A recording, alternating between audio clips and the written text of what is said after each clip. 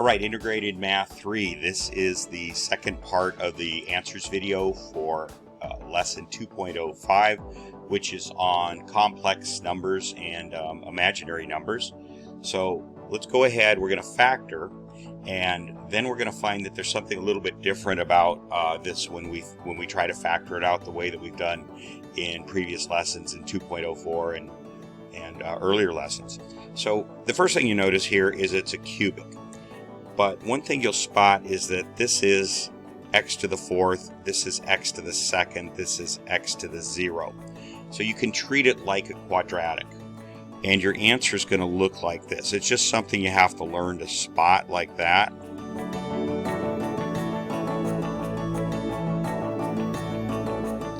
So your answer is going to be in that form where instead of this being an x and this being an x, this is an x squared and this is an x squared.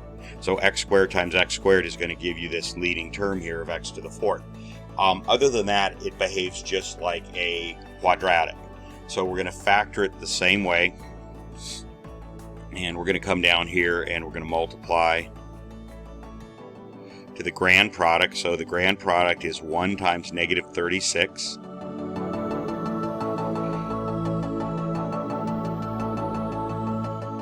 And we're going to add to negative 5. Alright, so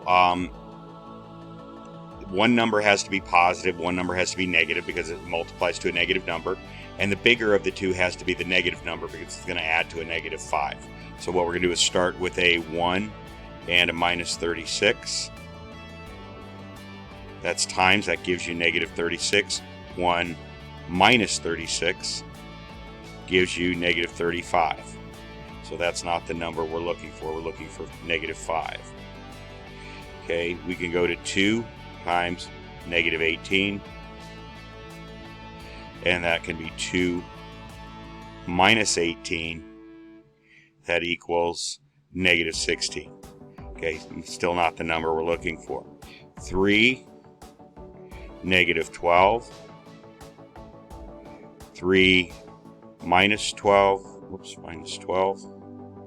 is going to give you negative 9. 4 negative 9.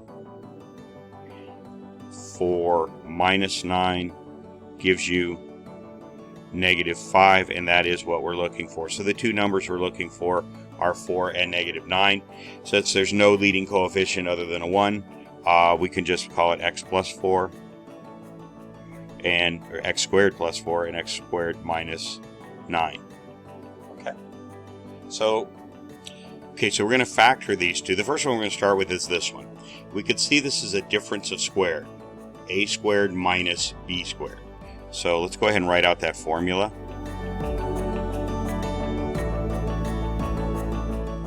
And that equals a plus b is a minus b. Okay, so we have to find some value here squared minus some value here squared. This one has to give us x squared, so that's going to be an x, and this one squared has to give us a 9, so that's 3. And there's the minus sign there. So it's a plus b, so this is going to be x plus 3, x minus 3. Okay, so there is the factor for that, and you can't factor these two any further. So this is completely factored. Okay, where this assignment is different is over here. It's this. It's x squared plus 4. So let's bring that up here. Let's write it up here. X squared plus 4. And if you're going to be able to factor that, let's just say equals 0. If you're going to find zeros for that, what number squared plus 4 equals 0? Well, there is none. Any number squared is going to be a positive number. If you take any positive number and add 4 to it, you're not going to end up at 0. So there are no real roots for this. There's only imaginary roots. So how do you factor this? Well, you got to remember back to some of the principles we practiced in the previous video with the imaginary numbers, okay? and sometimes it takes a little bit of playing with until you get used to spotting it. But what I can see is I have an x squared here, and anytime I have an x squared, the factor is going to be x and x. Okay? And I have a 4 here. So we know that these last two terms are going to have something to do with a 2 and a 2, because 2 times 2 equals 4. All right. And since it's imaginary, there's going to be an I here. So we're making a complex number. So a real component and an imaginary component. Excuse me. All right, so the only question is plus sign, minus sign. So let's try because remember that the I times I is going to turn into a -1. So it's going to reverse whatever sign you had originally. So I'm going to just play with this down here and say, okay, how about x plus 2i, x plus 2i? Because everything up here is positive, right? So having plus sign seems logical. What that gives you is x times x is x squared. I'm foiling it now. X times 2i is positive 2xi. And then this one, inner, is x times 2i, which is 2xi. And then this one, now this is always the tricky one, is the last one. And I would come over here to the side and do it. You got 2 times 2 is 4. Then you have I times I is I squared. And remember, I squared from the previous page is -1. So this is 4 times -1 equals -4. So that, in fact, turns this sign around and makes it a minus. So if I combine everything, I see that these two terms are going to add. So you're going to end up with x squared plus 4xi minus 4. Okay, well that's no good. We're trying to end up with that. We're trying to make this turn into that, and we didn't, okay? So everything I did here is no good, but I'm just showing you what logically it might have seemed like it would be. So let's try a 1 plus sign and a minus sign. Okay, so again, I'm coming down here. I'm going to FOIL this out. X times x is x squared. Then you got x times -2i is -2xi. And then you have the inner is x times positive 2i is positive 2xi. And now you have positive 2i times -2i. So again, come over here and do this. So positive 2 times -2 is going to be -4. And I times I, again, just as up here, is going to be -1. -4, -1 gives you positive 4. So that means this last term here is positive 4. Okay, so we look at this, we see that these two terms are going to cancel out. -2xi, positive 2xi goes away, and what we're left with is x squared plus 4. So this is in fact the factored form. The only way you can do it is with imaginary numbers, where you have this situation where I times I equals -1. Okay? And that's it. So what are the factors? It doesn't ask us really for the zeros, but it asks us for the factors. So the factors are the two that are real and the two that are imaginary, or we should say complex, because they're actually complex numbers. The x would be a real component, plus 2i would be the imaginary. Okay, so these are real.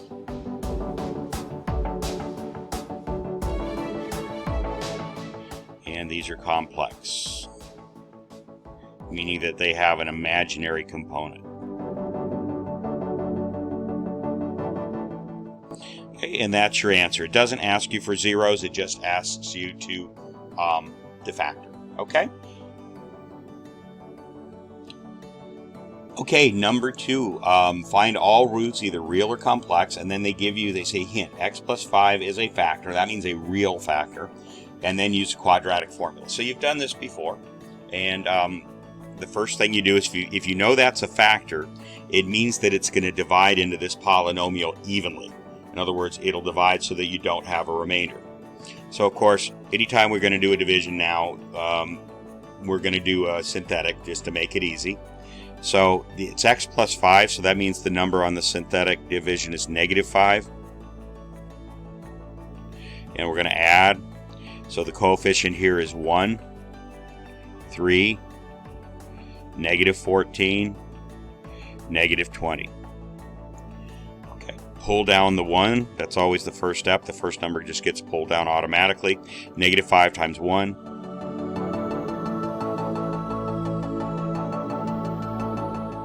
Okay, so those are our coefficients. There is no remainder. The last number being 0 means no remainder. So let's go ahead and write that out. That's going to be x squared, can put a 1 on front of it, minus 2x minus 4. Okay, so let's factor this. So here's our grand product, okay? So grand product, let's just write that over here, equals 1 times -4. So that means we need it to, that equals 4. So we need it to multiply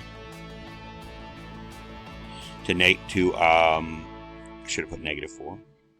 Multiply to -4 and add to -2. Okay, so we're just factoring like we always have, like we've been doing all week. Okay, so what does that give us? So, got to multiply to -4, so one's got to be positive, one's got to be negative. Let's just start at 1.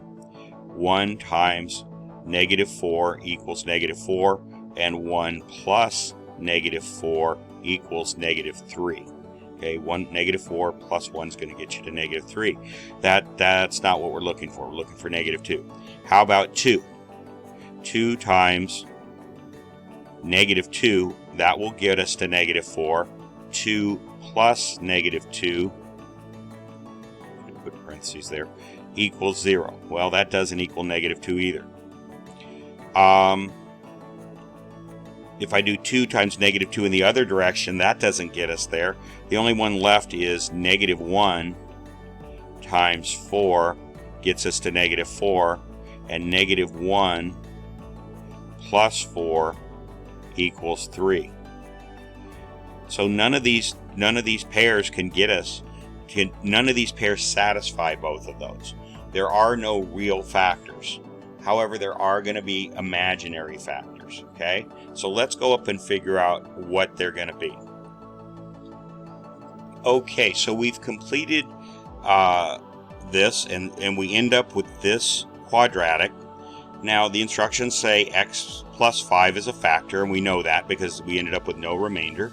And this says use the quadratic formula, so we haven't done that yet. There's 3 ways to factor a quadratic. One is the one that almost no one ever uses for anything, is completing the square. There's only special situations when you use that method. It's one that you learned back in integrated math too, but hardly ever used. The second one is factoring. But factoring, generally speaking, is only good when you're dealing with integers, and generally better with real numbers than with imaginary numbers or complex numbers. The third is a quadratic formula, and the nice thing about the quadratic formula is, if you don't mind just doing a little basic arithmetic and crunching some numbers, it always works, and it's the best one to use for complex numbers, for imaginary numbers. So what I would like you to do is, every time you use this, write it down so eventually you have it memorized, okay? And what it is x equals minus b plus or minus. So what you're going to have oftentimes is 2 answers. One where you add this next term, and one where you subtract it. And that next term is going to be b squared minus 4 times a times c. And we'll define all these letters in just a minute. And that's all over 2a. All right, so a, b, and c are simply the coefficients in front of this. So a in this particular quadratic is 1, b is -2, and c is -4. So go ahead and write those down just to keep them clear. A is 1. All right, so we're going to plug this in. So minus b. So b is -2. So minus b let's just go ahead and write it with all the negative signs. It's minus negative 2. And I'm going to first do the plus term. At the end, I can simply switch the sign to a negative and do the negative term. So let's just start with the plus. Plus the square root of negative 2 squared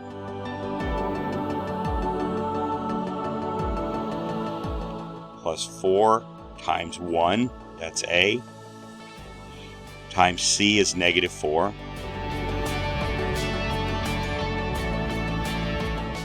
And that's all over 2A, 2 times 1. Okay, so simplify this however you think best. One thing we can do first is get rid of those double negatives. So it's going to be 2 plus, now this is negative 2 squared is going to be positive 4. It's negative 2 times negative 2. A negative times a negative is a positive. Negative 2 times negative 2 is going to be 4. I'll go ahead and write that down. And it's all under the root sign. And then it's 4 times 1 times negative 4 is going to be minus 16. Okay. And then that's all going to be over 2. All right. It's a little, we don't need all that space down there. Okay. So let's look at what we have here. You have 4 minus 16. That's going to give you a negative number. So I'm going to go ahead and rewrite everything here. Plus, it's going to give you a negative 12. And that's over 2. Okay, now remember how we can factor this out, prime factor this out, and then pair up and pull out. So I'm going to do that over here in this little side space here. So that's going to equal the square root of 2 times 2 times negative 3. 2 times 2 times negative 3 gives you negative 12. Now you might ask, why is it negative 3? Why is the 3 the one that's negative, the other 2 are positive? Because I decided I wanted it to be that way. One of the numbers has to be negative to make it a negative 12. So I decided to make this negative, so these would be positive 2's that I could pair up and pull out. So I'm going to come down here, I'm going to pair these up,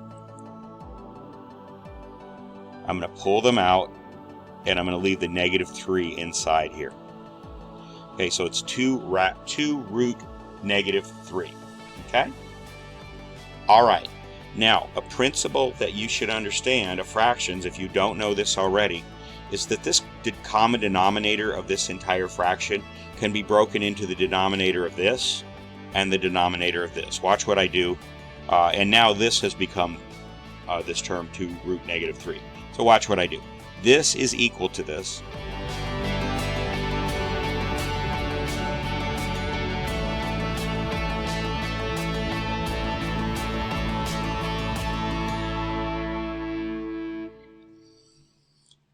Okay, those two, this and this are equal. I substituted this in for the negative 12, so these are equal. I can break the 2 out underneath each of those. Okay? Let me prove it to you on a separate piece of paper because I don't want that to get too cluttered. What if I said 4 plus 6 over 2? What does that equal? It equals 4 plus 6 is 10 over 2, which equals 5, right? Okay, how about if I broke it out like this? 4 over 2 plus 6 over 2. Get that up there. How about I took that and I just put it distributed underneath those two? 4 over 2 is 2, plus 6 over 2 is 3. That equals 5, so you get the same answer either way. So you can take that and put it underneath each of those terms like that, okay? So that's what I chose to do here. Why did I do that? Because look what happens. This cancels and becomes a 1. And this cancels and becomes a 1, but it just leaves you with the root negative 3.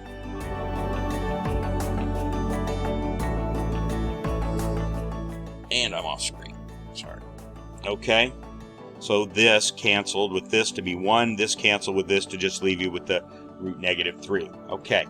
Now, root negative 3 equals the following. It equals 1 plus, remember how I said we could break this out? That's why I had you practice these on the first part of this assignment. It's equal to root 3 times root -1. Okay, -1 times 3 would be -3, but I broke it into two separate roots. And what do we know that this equals? The square root of -1 equals I. So I'm going to come over here and write my final answer. It's going to be 1 plus I root 3. Traditionally, you put the I in front so that it doesn't look like it might be under the square root symbol. So you put it out front. So it's 1 plus I root 3. And remember, there was a second part to this entire equation. It was the minus sign right here up at the top. Look up there. So I can also write that as 1 minus I root 3. So this factors to that. Okay? And just one more thing to finish the problem then. I'm going to have to write it over here, way down here on the bottom. Remember that we had this original root that they gave us, x plus 5. So this is the answer. It's x plus 5. And then you can put these in any order you want. 1 plus root 3 and 1 minus root 3. And that is your answer. That's the final answer. Okay, I'm going to write that in big words. Okay, is that right there? Okay? All right, so again, you're not going to get this doing it the first time. What you should do is go back and work this problem a second time. So let's go over it again. We're trying to find the factors of this, both real and complex. We know this is a real factor. So we do synthetic division, that's the quick part of the problem, and we get this quadratic. We tried to factor it the old-fashioned way. We couldn't do it. We couldn't find any two numbers that multiplied to -4 and added to -2. At that point, we knew it was going to be a complex or imaginary roots. So what we did then is the best way to deal with complex roots is to use the quadratic equation. There are ways, trying to factor is messy, and I did it on the previous problem, but it's better to use the quadratic formula, I should call it. Okay, so there it is. You should write it out every time, its general form, so that you remember it. And so on this equation, A is 1, B is -2, C is -4. Now it's just arithmetic at this point, but it can get tricky, so you just have to be careful with your numbers. All right, so I did the arithmetic. Be sure you follow each of those steps. You know where they came from. One of the things I had to do then was I had to simplify square root of -12. I had to simplify it the way we did on the previous page. And then ultimately I had to know that I can take this 2 and put it underneath this and underneath this separately like I did there. Therefore the 2's will cancel. And the other principle you had to remember is you could take root -3 and break it into root 3 times root -1. So these two are equal to root -3. Because you know that root -1 is I. So what you ended up over here with was 1 plus I root 3. And then the minus sign up here, remember that was a plus or minus, so it has two roots. 1 minus I root 3. And just one last step, write those two right there, and then go up and take that original factor that they gave you, stick it on there, and you get it. Okay, I know it seems like a lot of steps. It's just practice. Okay, if you're willing to practice, you'll get this. Okay, there's nothing that's beyond your ability to do this. All right? Okay, let's keep going.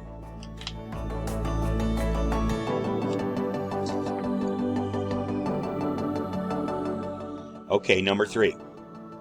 Same thing. So here we go. There's something though that you might notice. How are you going to factor this? How are you going to factor this?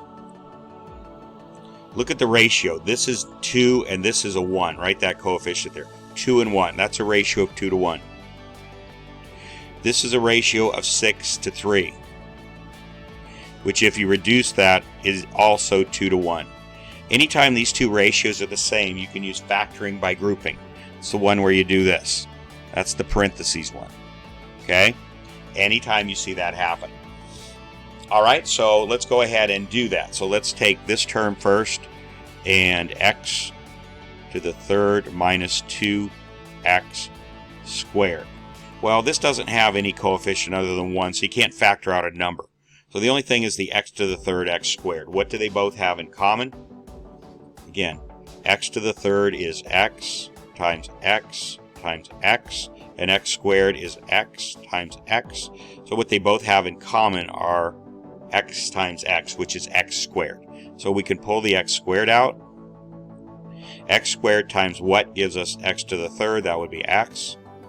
And x squared times what gives us negative 2x squared? It's just negative 2. Okay? So just get comfortable with that, all right?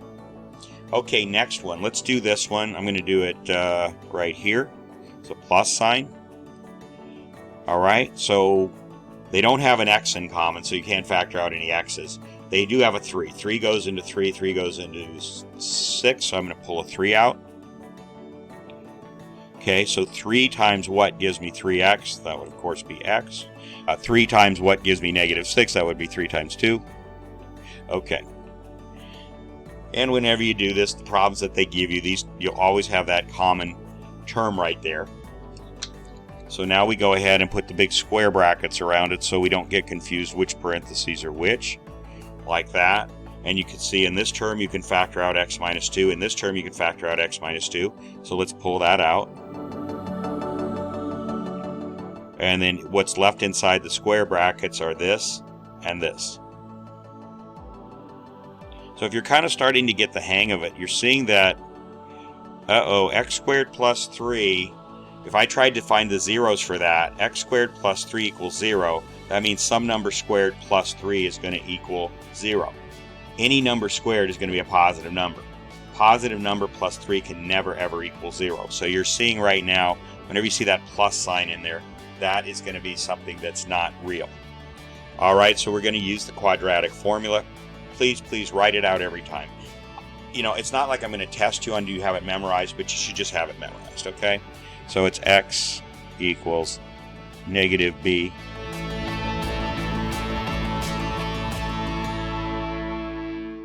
Okay, so we're done with this. You can't do anything further with that. We're interested in this. So what are the a, b, and c here? Well, a is the coefficient here on that x squared. That's 1. B, you don't see any x term there. Okay, so you could think of this, you could write this in the sense like this.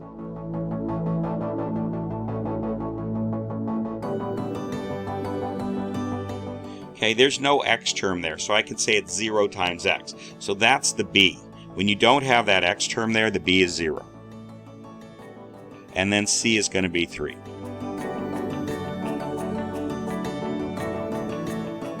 Okay, so let's plug in the numbers. So it's negative b. I'll just write it even though it's not there. It's negative 0. And again, I just do the plus sign first.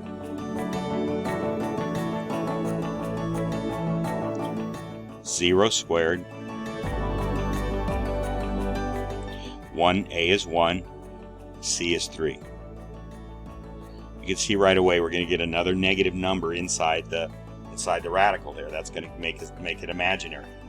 Okay, and then it's over 2 times 1.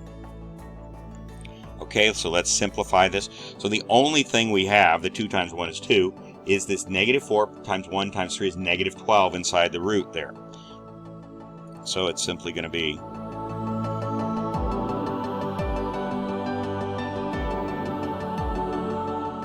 negative 12 over 2. And we can prime factor that out.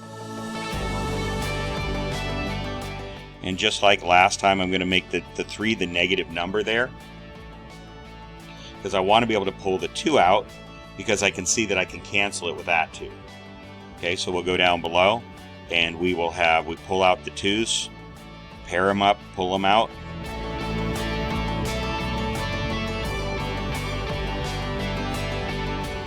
Okay, and that's over 2. The 2's cancel. And you have this, which, as we said before, is equal to the root of 3 times the root of -1. And we know we call that I. So the only root to this, there's only one. There doesn't have to be 2. Oh yeah, there will be 2. I'm sorry. Wasn't thinking. So this is going to be root 3I. And you put the I out in front. Okay? So that was, I'm sorry, I was mistaking something else. So that's a positive negative. That was the positive. I used the plus sign. Now if you use the negative sign, it's simply the other root is -I root 3. So you only have to do the calculation once, and then you just change the sign up there. Okay? So there it is. And then don't forget we had this. Okay, that we originally factored out. What we just did over here is just what was in the square brackets. Okay, we had this originally, so we're going to write the whole thing down here. Now, proper form with complex numbers, you say there's no real part there. Remember, it's a real part and an imaginary part. Is to write the real part as 0. You didn't have to use it in the calculation down there, but now it's there. So it's 0 plus I root 3 and 0 minus I root 3. And that is the final answer factored, okay? All right? Okay. Hopefully you're getting a little better with this. Again, just doing these 5 problems with me is not you knowing it. You've got to practice them. And I would go back and practice them. Watch this video over and over. See, if you look at this on a piece of paper a day from now or 2 days from now, you might say, oh my God, I don't know what any of that means. I don't know where we got all that. Watch the video a second time. Watch it a third time, okay? Just watch me explain it each time until it's really clear and you're doing it. You're trying to do it at the same time you're watching the explanation. Okay, let's go down here. And actually this video, it looks like it's about a little over 30 minutes. I'm going to stop this video. I just don't want any videos over 30, too much over 30. So I'll put the last 2 problems, which is 4 and 5, on another video. Okay, so I'll see you on that next video.